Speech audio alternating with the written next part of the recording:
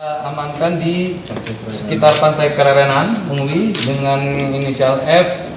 Ini kita amankan di sekitar daerah Umalas ya, di salah satu villa di daerah Kuta Utara, Tunon Kuta Utara. Yang untuk warga negara yang tadi inisial F itu seperti apa pengungkapan itu? Pengungkapan, kronologis pengungkapan kita berdasarkan dari informasi yang kita dapatkan, disampaikan dari Sat Narkoba, mendapatkan informasi dari masyarakat terkait dengan adanya aktivitas yang mencurigakan, dan untuk itu kita dalami, kita lakukan lidik yang mendalam, dan pada di hari yang sudah ditentukan kita berhasil mengamankan barang bukti kokain dengan berat neto 94,02 gram. Oke, bahkan untuk warga negara Inggris sendiri dia dapat ganjanya dari mana dan jumlah barang buktinya berapa? Kalau untuk jumlah barang bukti ganja itu diamankan 223,32 gram neto. Untuk sumber masih sementara tadi yang saya sampaikan dalam pengembangan. Sejauh ini dia tuh pengguna apa memang?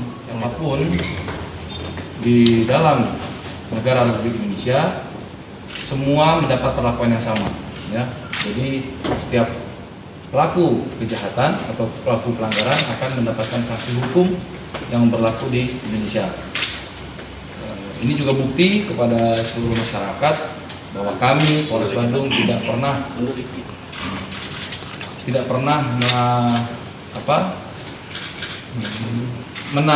dalam penanganan kejahatan memandang kewarganegaraan ya.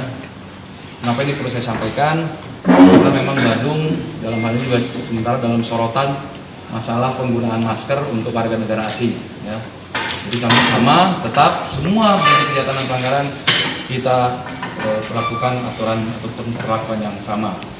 Dan terkait dengan narkoba ini saya menghimbau selaku Kapolres Bandung kepada seluruh masyarakat dan siapapun yang datang ke Bali, mari kita nikmati Bali tanpa kita melakukan kejahatan ataupun tanpa kita menggunakan narkoba ya.